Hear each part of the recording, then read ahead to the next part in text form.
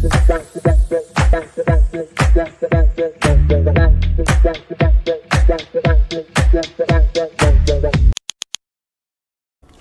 Everyone, welcome back to our channel. So last videos में हमने methods in psychology के अंदर ऑब्जर्वेशनल मेथड और एक्सपेरिमेंटल मेथड ऑलरेडी डिस्कस कर लिया है।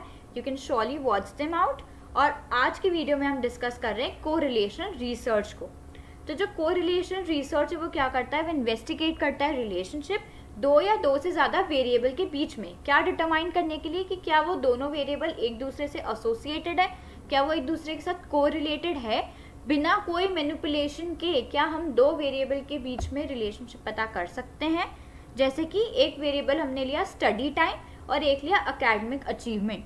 तो क्या स्टडी टाइम और एकेडमिक अचीवमेंट रिलेटेड है? इन दोनों के रिलेशनशिप को पता करने के लिए हम कोरिलेशन रिसर्च का यूज करते हैं। वेरिएबल क्या होता है? Anything that varies is variable. इसको प्रॉपरली हमने एक्सपेरिमेंटल वाले जो वीडियो था उसमें डिस्कस कर रखा है।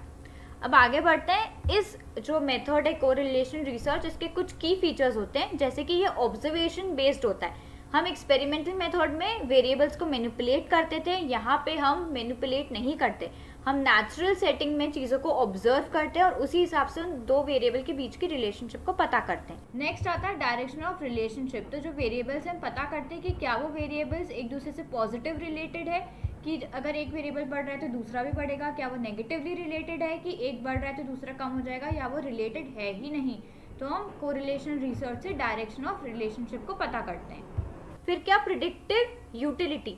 फिर हम क्या पता करने की कोशिश करते हैं कि अगर ये रिलेटेड है तो इनकी जो रिलेशनशिप है इससे अच्छा आउटकम क्या आ सकता है, क्या आउटकम रहेगा ये दो वेरिएबल के कोरिलेशन का, राइट। तो it helps to predict the outcome based on the established relationship. तो ये हो गया प्रिडिक्टिव यूटिलिटी। फिर आता है नो कॉजेशन। इसमें हम क्या कर सकते हैं, कॉज और इफेक्ट रिलेशनशिप को पता नहीं कर सकते। ये बिल्कुल एक्सपेरिमेंटल से बहुत अलग जा रहा है। क्यों? क्योंकि एक्सपेरिमेंटल मेथड यूज ही इसलिए करते हैं क्योंकि कॉज इफेक्ट रिलेशनशिप हो, और कोरिलेशनल मेथड में हम कॉज और इफेक्ट की रिलेशनशिप को डिटरमाइन नहीं कर सकते। हम सिर्फ ये डिटरमाइन कर सकते हैं कि क्या दो वेरिएबल रिलेटेड है या नहीं। फिर फिफ्थ आता है क्वांटिटेटिव एनालिसिस। इसमें हम क्या करेंगे, दोनों वेरिएबल की रिलेशनशिप को हम स्टैटिस्टिकली मेजर कर पाएंगे। और उसको हम किस तरह से मेजर करते हैं, कोरिलेशन कोएफिशिएंट को यूज करके। तो ये 5 की फीचर्स हो गए कि ऑब्जर्वेशन बेस्ड है, डायरेक्ट रिलेशनशिप पता करता है, प्रिडिक्टिव यूटिलिटी पता करता है, नो कॉजेशन और क्वांटिटेटिव एनालिसिस। अभी एक टर्म हमने क्या बोला था, कोरिलेशन कोएफिशिएंट। अब हम उसके बारे में डिस्कस करते हैं।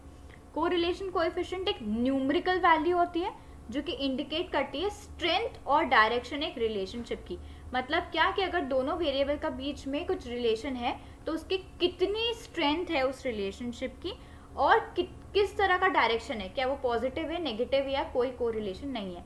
तो जो हम कोरिलेशन कोएफिशिएंट की बात करते हैं उसकी एक मेजर रेंज होती है -1 से लेके +1 तक। +1 की रेंज में अगर आया कुछ भी तो वो पॉजिटिव कोरिलेशन होगा, अगर 0 आया मतलब कोई कोरिलेशन नहीं है, और -1 आया मतलब परफेक्ट नेगेटिव कोरिलेशन है। अब हम इन टर्म्स को अच्छे से समझते हैं, टाइप्स ऑफ कोरिलेशन को। टाइप्स ऑफ कोरिलेशन क्या होंगे? पॉजिटिव कोरिलेशन, इसका मतलब क्या कि अगर एक वेरिएबल बढ़ रहा है तो दूसरा वेरिएबल भी बढ़ेगा। इसका मतलब कि अगर हम ज़्यादा समय स्टडी कर रहे हैं तो हमारे ग्रेड्स भी कैसे होंगे, ज़्यादा। इसका कोरिलेशनल कोएफिशिएंट किसके बीच में होना चाहिए, 0 से +1 के बीच में, तो वो इंडिकेट करेगा पॉजिटिव कोरिलेशन। पॉजिटिव कोरिलेशन में दोनों वेरिएबल सेम डायरेक्शन में मूव करेंगे, या तो अप या तो डाउन। फिर नेगेटिव कोरिलेशन में क्या होगा, एक वेरिएबल अगर बढ़ रहा है तो दूसरा वेरिएबल घट जाएगा। जैसे कि अगर स्ट्रेस लेवल हमारा एक वेरिएबल है और एकेडमिक परफॉर्मेंस दूसरा, तो अगर स्ट्रेस लेवल बढ़ रहा है तो एकेडमिक परफॉर्मेंस घट जाएगा।